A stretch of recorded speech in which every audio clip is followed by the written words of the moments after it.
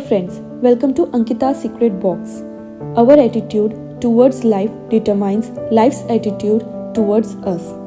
हर इंसान लाइफ में सक्सेसफुल बनना चाहता है और सबके लिए सक्सेसफुल होने के अलग अलग डेफिनेशन है। जैसे कोई बिजनेस करके सक्सेसफुल बनना चाहता है तो कोई सिर्फ पैसा कमाना चाहता है, कोई चाहता है कि पूरी दुनिया उसे जाने, तो कोई सिर्फ अपने फैमिली की नज़रों में सक्सेसफुल होना चाहता है।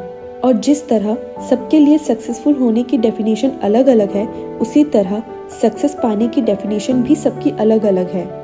लेकिन एक कॉमन चीज़ है जिसके बिना सक्सेस को पाना नामुमकिन है, और वो है पॉजिटिव एटीट्यूड। जो इंसान लाइफ में पॉजिटिव एटीट्यूड रखता है वो हर प्रॉब्लम्स में सॉल्यूशन ढूंढ लेता है, और जिस इंसान का लाइफ में नेगेटिव एटीट्यूड रहता है उसे आप हर प्रॉब्लम्स के सॉल्यूशन दे दो, वो हर सॉल्यूशन में भी प्रॉब्लम ढूंढ लेते हैं।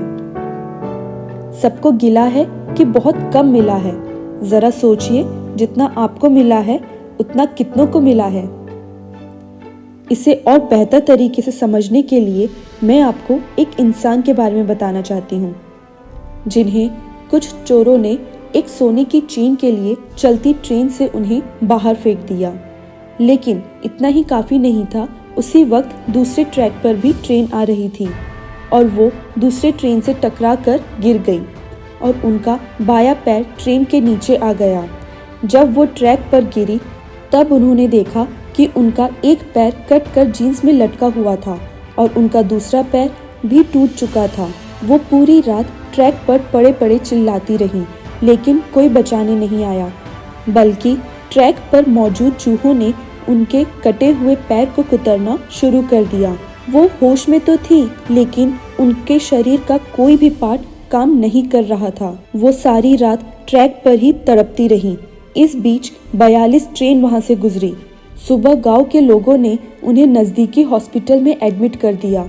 जब उन्होंने हॉस्पिटल स्टाफ को कहते सुना कि हॉस्पिटल में एनेस्थीसिया और ब्लड अवेलेबल नहीं है, तब उन्होंने डॉक्टर से कहा कि सर, मैं सारी रात ट्रैक पर अपने कटे पैर का दर्द सहती रही, अब तो आप इसे मेरे अच्छे के लिए काटेंगे। ऐसी सिचुएशन में भी उनके पॉजिटिव एटीट्यूड को देखकर डॉक्टरों ने अपना ब्लड दिया और उनका पैर बिना एनेस्थीसिया दिए अलग कर दिया। जब ये इंसिडेंस मीडिया में आया तब लोगों को पता चला कि वो एक नेशनल वॉलीबॉल प्लेयर हैं। नेशनल प्लेयर होने की वजह से उन्हें दिल्ली के एम्स में शिफ्ट किया गया और उन्हें अच्छा ट्रीटमेंट दिया गया। वो 4 महीने तक एम्स में एडमिट रही।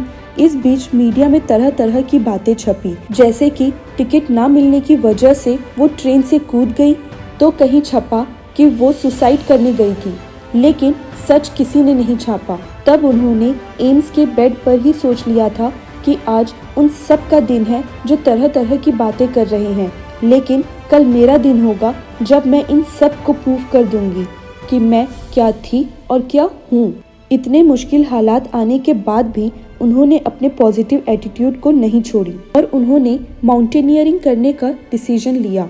ये उनके लिए बिल्कुल इजी नहीं था। उनके सामने बहुत सारी चुनौतियाँ थी, जैसे उनका एक पैर आर्टिफिशियल था, दूसरे पैर में रॉड थी, स्पाइन में भी फ्रैक्चर थे, सही गाइडेंस की तलाश, ट्रेनिंग, स्पॉन्सरशिप, और सबसे बड़ी चुनौती थी लोगों की बातें। जब लोगों को पता चला कि उन्हें माउंटेनियरिंग करना है तब लोगों के नेगेटिव कमेंट्स, लेकिन उन्होंने इन सब को चैलेंज समझा और एक्सेप्ट किया। उनके घाव अभी ताज़े ही थे, दाएं पैर की हड्डियां जुड़ी भी नहीं थी, लेकिन उन्होंने इन सब को नज़रअंदाज करते हुए अपने लक्ष्य की तरफ लगातार बढ़ती रही, बिना रुके बिना झुके, बस अपने पॉजिटिव एटीट्यूड के साथ आगे बढ़ती रही। और फिर एक दिन आया जब उन्होंने सारे मुश्किलों को पार करते हुए एवरेस्ट के शिखर पर नेशनल फ्लैग को हग करते हुए फ़ोटो खिंचाई। फ्रेंड्स, अब तक आपको पता चल ही गया होगा कि मैं किसके बारे में बात कर रही हूँ, और जिनको नहीं पता है तो मैं उनको बताना चाहती हूँ कि उनका नाम है अरुणिमा सिन्हा।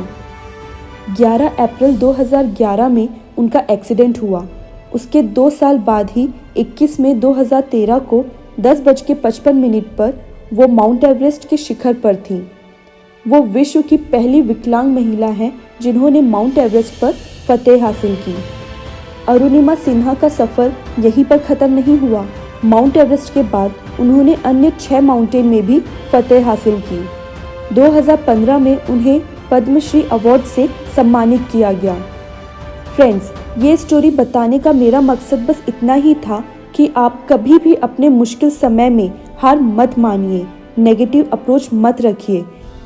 बाहर की अगर कोई भी डिसेबिलिटी होगी तो हम उससे रिकवर कर सकते हैं, चेंज कर सकते हैं, लेकिन अगर अंदर से ही हम डिसेबल हो गए, हमारे एटीट्यूड में ही वो डिसेबिलिटी आ गई, तो कभी भी हम रिकवरी नहीं कर सकते। अपने नज़रिए को हमेशा हर सिचुएशन में पॉजिटिव रखिए। कहने का मतलब ये है कि जिंदगी के हर नेगेटिव पहलू में से कुछ अच्छा ढूंढने की आदत बनाइए। फ्रेंड्स, एक बात हमेशा याद रखिएगा, असल में जिंदगी की चाल को वही समझता है जो सफर में धूल को गुलाल समझता है। ये वीडियो आपको कैसा लगा और आपका क्या सोचना है पॉजिटिव एटीट्यूड के बारे में, कमेंट सेक्शन में ज़रूर बताइएगा। अगर आपको ये वीडियो पसंद आया है तो इस वीडियो को लाइक एंड शेयर करें। ऐसे ही वीडियोस देखने के लिए चैनल को सब्सक्राइब करें। बहुत जल्द मिलेंगे एक नए वीडियो के साथ। तब तक टेक केयर ऑफ़ योरसेल्फ।